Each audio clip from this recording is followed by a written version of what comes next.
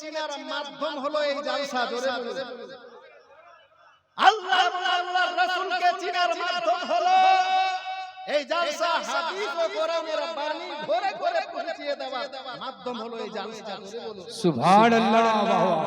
তাহলে জালসা বেশি হয়েছে না কম? বেশি হয়েছে।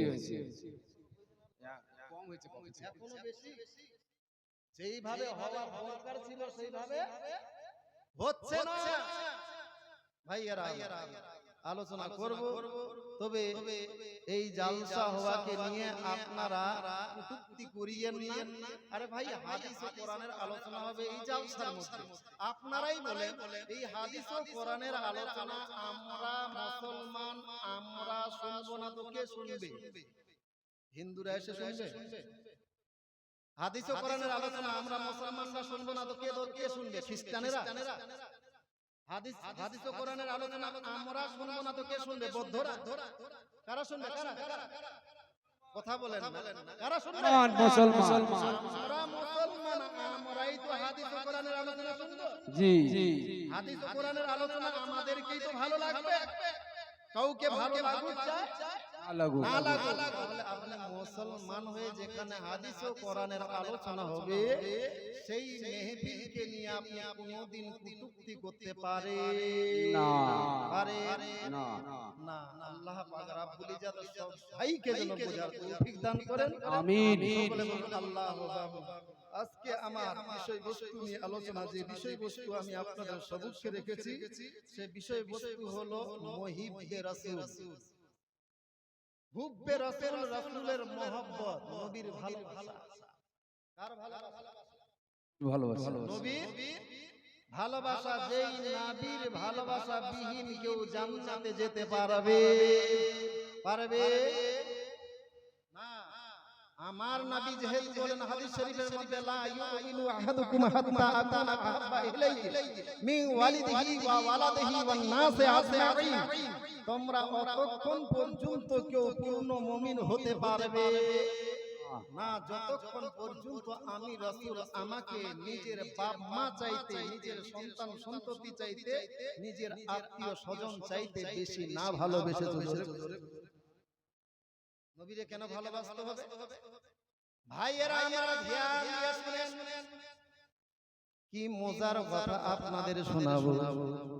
কাল কিয়ামতের দিবসে আমার আল্লাহ পাক রব্বুল ইজ্জত যখন জান্নাত আর জান্নাতি আর জাহান্নামীকে আপনার দুই ভাগে বিভক্ত করবে, আমার আল্লাহ পাক রব্বুল ইজ্জত হুঙ্কার দিয়ে সেই মহাশরের দিনে, কিয়ামতের দিনে আমার আল্লাহ পাক রব্বুল ইজ্জত বলবেন, হে জান্নাতীরা তোমরা একদিকে হয়ে যাও, জাহান্নামীরা তোমরা একদিকে হয়ে যাও। এবারে জান্নাতীরা একদিকে, জাহান্নামীরা একদিকে হয়ে যাবে। যখন জাহান্নামীরা একদিকে হয়ে যাবে ওই টাইমে আমার আল্লাহ পাক রব্বুল ইজ্জত আপনার জিবরিল ফেরেশতাদেরকে ডেকে বলতে লাগবেন, ফেরেশতা তাড়াতাড়ি করে বলো এরা কে, এরা কে। এইবারে আল্লাহর ফেরেশতা বলবেন, আল্লাহ ই আবার আপনার কেমন প্রশ্ন, আপনি কি জানেন না এরা কে? আসলে আপনারাই বলেন, আমার আল্লাহ জানে কি জানে না? জানে না। যখন জান্নাতি জাহান্নামীকে আলাদা করা হবে, আল্লাহ জানে না জান্নাতি কে জাহান্নামী কে, জানে না। তারপর আল্লাহ প্রশ্ন করছে, ফেরেশতা বলল এরা কে? বলল আল্লাহ এরা হলো আপনার বান্দা। আমার আল্লাহ বলছে তোমাদেরকে আমি এই কথা জিজ্ঞাসা করছি, বলো এরা কোন নবীর উম্মত? এখানে কোন নবীর উম্মত আছে? আল্লাহর ফেরেশতা বলতে লাগলেন, ইয়া আল্লাহ পাক পরওয়ারদিগারে আলম, এখানে হযরতে আদম নবীর উম্মত আছে। আমার আল্লাহ পাক রব্বুল ইজ্জত বলবেন, ফেরেশতা আর কোন নবীর উম্মত আছে? জোরে জোরে ফেরেশতা বলবে, আল্লাহ এই মধ্যে উম্মতের মধ্যে মুসা নবীর উম্মত আছে, ঈসা পয়গম্বরের উম্মত আছে, ইব্রাহিম নবীর পয়গম্বরের উম্মত আছে। আমার আল্লাহ বলবে, ফেরেশতা বলো বলো আর কোন নবীর উম্মত আছে? এইবারে ফেরেশতা বলবে, আল্লাহ এখানে সুলাইমান নবীর উম্মত আছে, এখানে দাউদ আলাইহিস সালাতু তাসলিমের উম্মত আছে, এখানে নূহ আলাইহিস সালাতু তাসলিমের উম্মত আছে। আমার আল্লাহ বলবে, ফেরেশতা বলো বলো আর কার উম্মত আছে? আমার যখন হুঙ্কার দিয়ে বলবে শেষের বেলায় বলবে ইয়া পাক পরওয়ারদিগারে আলাম এই উম্মতের মধ্যে আপনার দয়ার নবী মায়ার নবীর উম্মতও আছে জোরে জোরে এই জাহান্নামী উম্মতের মধ্যে আপনার দয়ার নবী মায়ার নবীর তো আছে আমার আল্লাহ বলছে এইবারে হলো আমি তো এই কথা জিজ্ঞাসা করছি আপনার দাম কি আপনার মূল্য কি এটা বুঝার জন্য বলছি আমি তো এটা জানার জন্য বলছি উম্মত আছে বললে আখিরি জামানার পয়গম্বর দয়ার মায়ার নবীর উম্মত আছে আল্লাহ বাংলা বলে যাবে এইবারে বলবেন ফেরেশতার দল এইবারে এই জাহান্নামী উম্মতের মধ্যে দুইটা ভাগ করো বলল আল্লাহ এর মধ্যে আবার কিভাবে ভাগ করব আমার আল্লাহ বলবেন ফেরেশতারা দল আমার নবী দয়ার নবী মায়ার নবীর উম্মত একদিকে করো আর অন্যান্য নবীর উম্মতকে অন্যদিকে করো জোরে জোরে আলাদা দিকে করো যখন আলাদা করা হয় বলে আল্লাহ এরা তো জাহান্নামী এরা তো দুনিয়াতে পাপ করেছে আমার নবী যেহেতু সিজদায় পড়ে আছে আমার আল্লাহ ওয়াদা করেছেন ইয়া রাসূলুল্লাহ নবী গো আপনি যতক্ষণ পর্যন্ত রাজি না হবেন আমি আল্লাহ আপনাকে দিতেই থাকবো আমার নবী সিজদায় রত আমার নবী যখন সিজদায় পড়ে আছেন ওই টাইমে ফেরেশতাকে আমার আল্লাহ বলবেন হে ফেরেশতা এইবারে আমার দয়ার নবী মায়ার নবীর উম্মতের মাথা থেকে পা পর্যন্ত চেক করো হে ফেরেশতারা দল আমার নবীর উম্মতের কোন উম্মতের শরীরের মধ্যে মাথা থেকে নিয়ে পা পর্যন্ত শরীরের কোন মাংসের টুকরাতে অথবা রক্তের মধ্যে অথবা কোন রক্তের ফোঁটার মধ্যে আমার নবীর মহব্বত কিঞ্চিত পরিমাণের পরিমাণ যদি কারো শরীরের মধ্যে থাকে আমি আল্লাহ আমার সেই দয়ার নবী মায়ার নবীর উম্মতকে জাহান্নামে দিতে পারবো না মাথা থেকে নিয়ে পা পর্যন্ত এই মাথা থেকে নিয়ে পা পর্যন্ত চেক করতে গিয়ে আমার উম্মতের আমার নবীর উম্মতের শরীরের কোন মাংসের ভিতরে অথবা কোন রক্তের ফোঁটার ভিতরে যদি নবীর মহব্বত কিঞ্চিত পরিমাণের থাকে আমি ওই উম্মতকে জান্নাত না দেওয়া পর্যন্ত তাকে আমি জাহান্নামের দিকে কখনো পাঠাবো না আপনার দান এরই জন্যই তো আমরা নবীরে ভুলতে পারি না এরই জন্যই তো পারি ভুলে যেতে চাইলে ভোলা যায় না জোরে জোরে ভুলে যেতে চাইলে ভোলা যায় না আমার জান মদিনা আমার প্রাণ মদিনা আমার জান মদিনা আমার প্রাণ মদিনা ভুলে যেতে চাইলে ভোলা যায় না ভুলে যেতে চাইলে ভোলা যায় না মদিনা স্মৃতিগুলো ভাবি বারে বার কবে যাব কবে দেখিব আমার রোজা তোমার মদিনার স্মৃতিগুলো ভাবি বারে বার কবে দেখা পাবো আমি রোজা তোমার প্রিয় নবীর প্রেমে আমি হলাম দিবানা হাই হাই প্রিয় নবীর প্রেমে আমি হলাম দিবানা ভুলে যেতে চাই ভুলা যায় না ভুলে যেতে চাই ভুলা যায় না ভুলে যেতে চাইলে ভুলা যায় না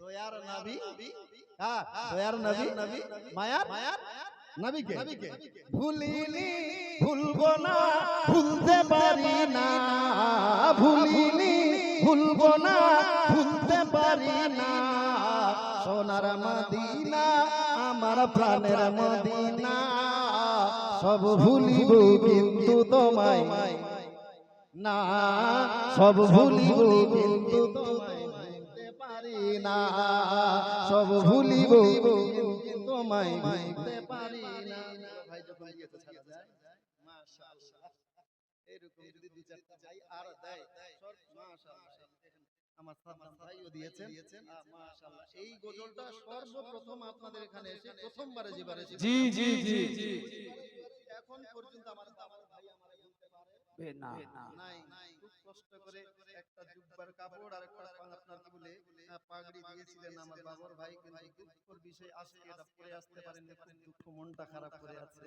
ভাইজান যাই হোক তো চলবে তো না কষ্ট পাইছেন আপনারা এই কেবল খালি এগুলো সিরিয়াল হইছে সিরিয়াল বুঝতে পারলেন এখনো কিন্তু হেডলাইনের মতো পড়ছি এখনো বক্তব্যই শুরু করে নাই আরো আছে এরকম নিত্য নতুন আমার বড় ভাই ছোট ভাই বলেছে কিছু গজল আপনাদেরকে শুনিয়েছেন হয়তো আমার প্রাণ প্রিয় গজল ইনশাআল্লাহ যারা আশিকে রাসূলের এখানে স্থির থাকতে পারবে না যেই গজলগুলো শুনবে বলবো এক ছন্দ বলবো সোনার মদিনা বহু দূরে সোনার মদিনা বহু দূরে কিন্তু মদিনাওয়ালা আমার অন্তরে কিন্তু মদিনাওয়ালা আমার অন্তরে সোনার মদিনা বহু দূরে সোনার মদিনা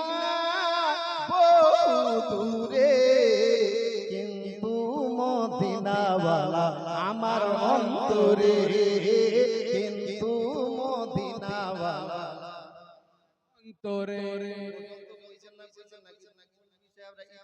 যারা গজল বলে গেল ওরা কি আপনাদেরকে মশলা দিয়ে গেল যে শুধু উর্দু গজলে নারা লাগাতে হয় বাংলাতে লাগানিয়া হারাম এরকম কেউ ফতোয়া দিয়েছিল আপনাদেরকে বাংলা গজলে নারা লাগা যাবে না সুবহানাল্লাহ বলা যাবে না একজন আশিকে রাসূল ইয়া রাসূলুল্লাহ লাই চড়েগে লাই চড়ে লাই চড়েগে আল্লাহু আকবার ইয়া রাসূল কিন্তু জিন্দাবাদ জিন্দাবাদ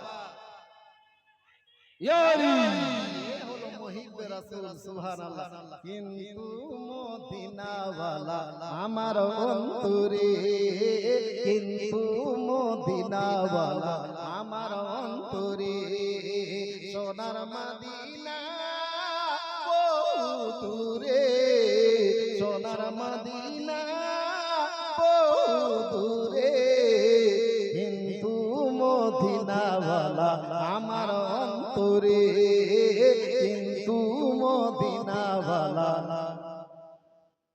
রাসূল তুমি শুনো গো আমার ফরিয়াদ চুমু খেতে বাড়াইয়া দাও নূরানি হাত চুমু খেতে বাড়াইয়া দাও নূরানি হাত রাসূল তুমি শুনো গো আমার ফরিয়াদ চুমু খেতে বাড়াইয়া দাও নূরানি হাত চুমু খেতে বাড়াইয়া দাও নূরানি হাত আমার অন্তর জুড়ে মদিনায় আছে রে অন্তর জুড়ে মদিনায় আছে রে সেই মদিনায় কবে যাব মন মানে না রে সেই মদিনায় কবে যাব মন মানে না রে সোনার মদিনা বহু দূরে সোনার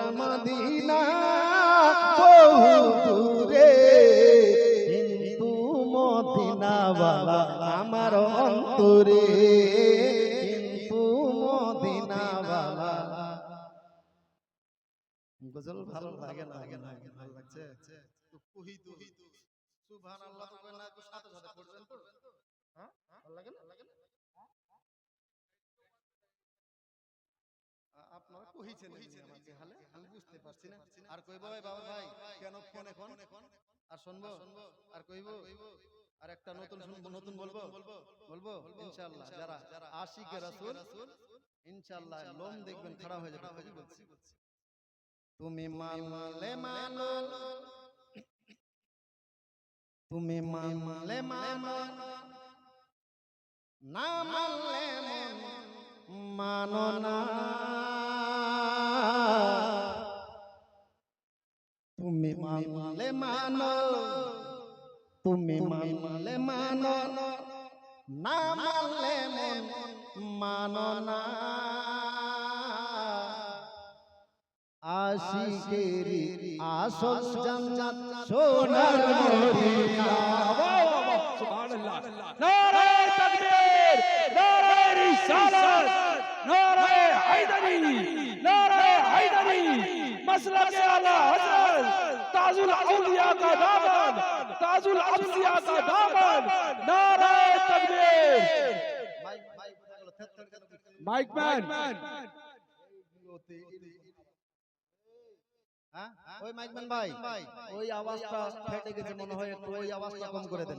শুনেন কই বলছি, তুমি মানলে মানো, তুমি মানলে মানো, না মানলে মন মানো না। আশিকেরি আসল জান্নাত সোনার মদিনা। আশিকেরি আসল জান্নাত সোনার মদিনা। তুমি মানলে মানো, তুমি মানলে মানো, না মানলে মন মানো না। আশিকেরি আসল জান্নাত সোনার মদিনা। আশিকেরি আসল জান্নাত সোনার মদিনা। আশিক হৃদয়ের যত ইশকের জ্বালা দূর করিতে পারে ওই মদিনাওয়ালা, ওই মদিনাওয়ালা। আশিক হৃদয়ের যত ইশকের জ্বালা দূর করিতে পারে ওই মদিনাওয়ালা, ওই মদিনাওয়ালা। মদিনা মদিনা বলে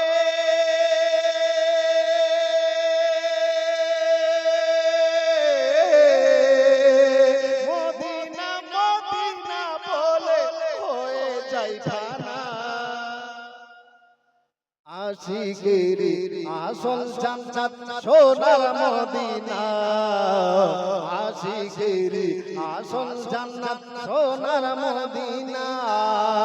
তুমি মানলে মানো, তুমি মানলে মানো, না মানলে মন মানো না। আশিকেরি আসল জান্নাত সোনার মদিনা। আশিকেরি আসল জান্নাত সোনার মদিনা।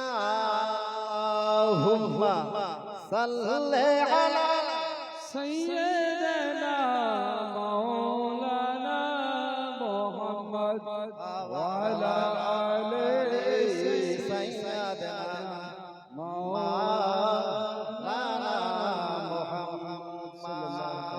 নবীর মুহাব্বতে কিছুটা কথা শুনলে, আপনার গজল শুনলেন, এইবার নবীর মুহাব্বতে কিছুটা কথা শুনেন।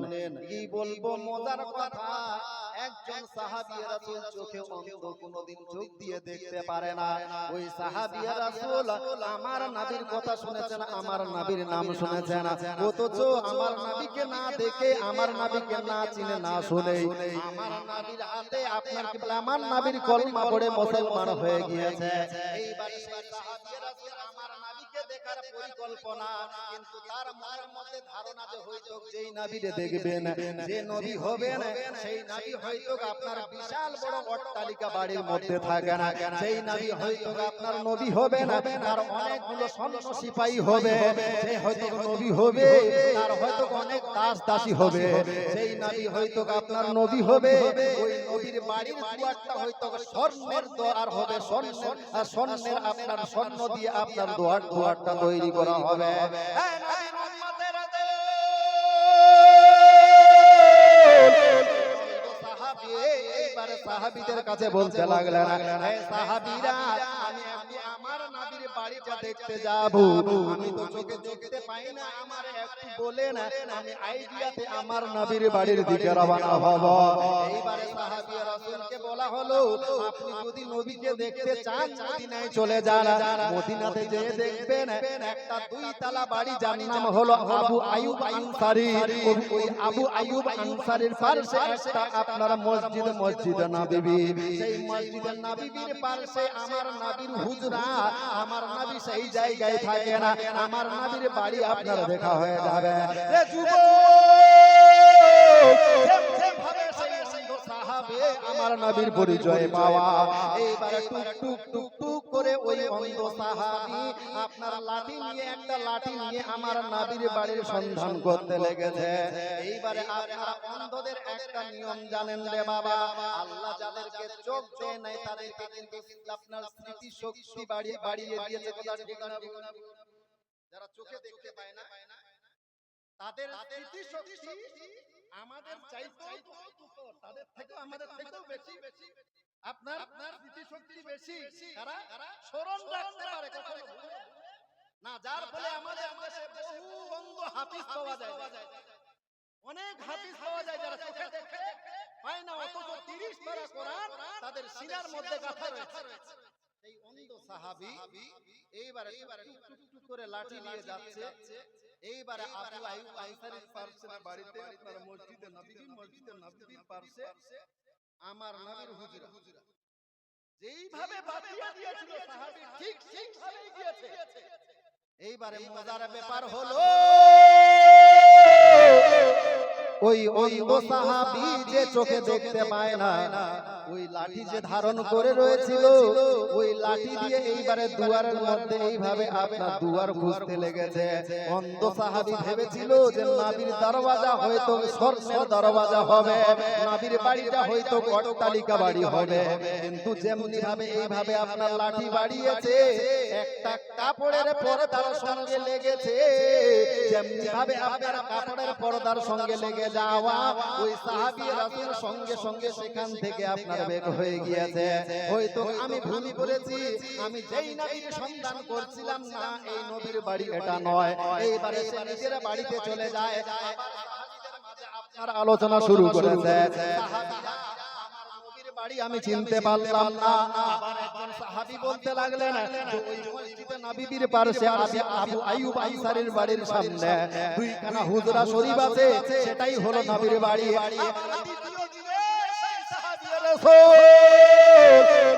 নবীকে দেখার জন্য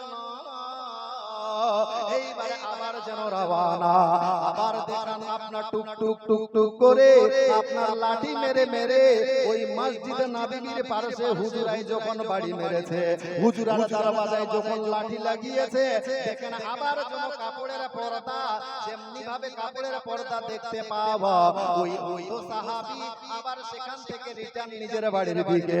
আবার সাহাবীদের সঙ্গে আলোচনা করছে, কই আমি তো আমার নবীর দুয়ার খুঁজে পেলাম না, আমার নবীর বাড়ি খুঁজে পেলাম না। আবার একজন সাহাবী রাসূল নির্দেশনা দিলেন যে এই জায়গা দিয়ে যাবেন, আপনি মসজিদে নববী পাবেন, আর পাশে আবু আইয়ুব আনসারীর বাড়ি, ওই পাশেই আমার নবীর হুজরা। আবার সেই সাহাবী রাসূল লাঠি হাতে নিয়ে আবার যেন আমার নবীর সন্ধানে চলে গিয়েছেন, আমার নবীর বাড়ির সন্ধান করার জন্য ওই সাহাবী রাসূল গিয়েছেন। এইবারে তৃতীয় দিনে যেমনি ভাবে সাহাবী রাসূল ওই কাপড়ের দরওয়াজায় লাঠি মারবে, ওই ভিতর থেকে কে যেন খপ করে হাতটা ধরে ফেলেছে। ওই পার থেকে একজন হাত ধরে নিয়েছে। ওই ব্যক্তি বলছে, কে গো আপনি? পরপর 3 দিন আমার বাড়িতে এসে দুয়ারে এইভাবে আপনার লাঠি মেরে আর আবার চলে যান, কোনো কথা বলেন না, কি ব্যাপার? তো অন্ধ সাহাবী বলছে, সরি হুজুর, ভুল হয়ে গিয়েছে, আমার ভুল হয়ে গেছে, আমি জানি না, আমি যেই বাড়ির খোঁজাখুঁজি করছি ওই বাড়ি খুঁজে পাই না, যেই বাড়ি খোঁজাখুঁজি করছি ওই বাড়ি খুঁজে পাচ্ছি না, বারবার বাড়ির পাশেই আছে। ওই পারের ব্যক্তি বলছে, বলো দেখি তুমি কার বাড়ি খোঁজাখুঁজি? বললো আপনারা বলে লাভ কি? আপনি তো বলতে পারবেন না, বলে কার বাড়ি খোঁজাখুঁজি? সেই অন্ধ সাহাবী বলতে লাগলো, আমাদের দয়ার নবী মায়ার নবীর বাড়ি খোঁজাখুঁজি করছি জোরে জোরে। ওইবার ব্যক্তি বলতে লাগলেন, হে সাহাবী, তুমি ভুল করো নাই, ঠিক জায়গায় পৌঁছিয়েছি। আমি হলাম দয়ার নবী মায়ার নবী, জোরে জোরে। আমি হলাম সাইয়্যিদুন নবী মায়ার নবী আব্দুল্লাহ সাল্লাল্লাহু আলাইহি ওয়াসাল্লাম। ওই অন্ধ সাহাবী বলতে লাগলো, সম্ভব এটা হতে পারে না। আমি তো ভেবেছিলাম যে নবী হবে, তার বিশাল বড় অট্টালিকা বাড়ি হবে, তার হাজার হাজার দাস-দাসী হবে, হাজার হাজার সৈন্য সিপাহী হবে, দু একটা স্বর্ণের গেট হবে। তাও না করে আপনার বাড়িতে কাপড়ের ধোয়া, তাহলে আপনি সাধারণ নবী হতে পারে না। ইয়া রাসূলুল্লাহ, হুজুর উস্তাদি মাফ করেন, নবী গো, আমি চোখে দেখতে পাই নাই, জবে থেকে মায়ের পেট থেকে দুনিয়া এসেছে, আমি দুনিয়ার কিছুই দেখতে পারে না। ইয়া রাসূলুল্লাহ, এইবার আমার বড় ইচ্ছা করছে নবী গো, এই চক্ষু দ্বারা আমি আপনারে দেখতে চাই, জোরে জোরে সুবহানাল্লাহ। নবী, আপনি আমার চক্ষুগুলোকে ভালো করে দেন, আমি যেন আপনার মায়ার চেহারা দেখতে। আমার নবী বলতে লাগলেন, সাহাবী, তুমি আমারে দেখতে চাও? আমার রাসূলুল্লাহ এবার অন্ধ সাহাবীকে এইভাবে টেনে দাবিয়ে ধরেছে, দাবিয়ে ধরে এই থুতু মোবারক বের করে ওই অন্ধ সাহাবীর চোখের মধ্যে লাগিয়েছেন। যেমনি ভাবে চোখের মধ্যে লাগিয়ে দেওয়া, অন্ধর চোখ ভালো হয়ে গিয়েছে। সুবহানাল্লাহ। সাহাবী রাসূল যেমনি ভাবে চোখ ভালো হয়ে যাবে, এইবারে অন্ধ মানুষ যাই জীবনও দুনিয়া দেখে নাই, ওর যদি হঠাৎ চোখ ভালো হয়ে যায়, বলেন তো উনি কি দেখবে? দুনিয়ার দিকে তাকাবে না? দেখি তো দুনিয়াটা কেমন। এত বয়স হলো এখনো পর্যন্ত দুনিয়া দেখে নাই, দুনিয়া কেমন? চতুর্দিকে তাকাবে, একবার ডানে তাকাবে, একবার বামে তাকাবে, একবার পিছনে তাকাবে। কিন্তু এই সাহাবী রাসূল ডানে তাকায় না, বামে তাকায় না, পিছনে তাকায় না, আমার নবীর চেহারার দিকে তাকিয়ে আছে। আমার নবীর চেহারার দিকে তাকিয়ে আছে, অন্যদিকে মুখ ফিরায় না। আমার নবী বলতে লাগলেন, সাহাবী, এতদিন পরে তোমার চোখ ভালো হয়েছে, জীবনে তুমি দুনিয়া দেখো না, দুনিয়া দেখো, দুনিয়া দেখো। সাহাবী রাসূল কোন দিকে তাকায় না, শুধুমাত্র আমার নবীর চেহারা দেখে নিয়েছে। দেখার পরে বলতে লাগলেন, ইয়া রাসূলুল্লাহ, ইয়া হাবিবাল্লাহ, হুজুর নবী গো, আপনার কাছে আর একটা প্রার্থনা। ইয়া রাসূলুল্লাহ, ইয়া হাবিবাল্লাহ, হুজুর নবী গো, আমার চোখগুলো আগে যেমন ছিল সেইভাবে করে দেন, জোরে বলুন সুবহানাল্লাহ, সুবহানাল্লাহ। আমার চোখগুলো যেমন ছিল তেমন করে দেন। ইয়া রাসূলুল্লাহ, ইয়া হাবিবাল্লাহ, হুজুর চোখ খোলার পর আপনার চেহারা দেখেছি, আর এই চোখ দিয়ে আমি দুনিয়ার কোনো জিনিস দেখতে চাই না, জোরে বলুন সুবহানাল্লাহ। এরই জন্য তো কোন শায়ের বলেছে, उसकी आँखों का नूर तो देखो, उसकी आँखों का नूर तो देखो, जिसका देखा हुआ मदीना है, जिसका देखा हुआ मदीना है, क्या बताऊं कि क्या मदीना है, क्या बताऊं कि क्या मदीना है, बस मेरा मोदा मदीना है, क्या बताऊं कि क्या मदीना है, क्या बताऊं। তাহলে কলেজে নারা লাগাইতে জোরে বলা যাবে না সুবহানাল্লাহ, সুবহানাল্লাহ, সুবহানাল্লাহ। আর একটু জোরে, আর একবার জোরে। मेरे आका मुझे बुला लीजिए, मेरे आका मुझे बुला लीजिए, मुझको भी देखना मदीना है, मुझको भी देखना मदीना है। क्या बताऊं कि क्या मदीना है, क्या बताऊं। उठ के जाऊं कहाँ मदीने से, उठ के जाऊं कहाँ मदीने से, वो क्या कोई दूसरा मदीना है, क्या कोई दूसरा मदीना है। क्या बता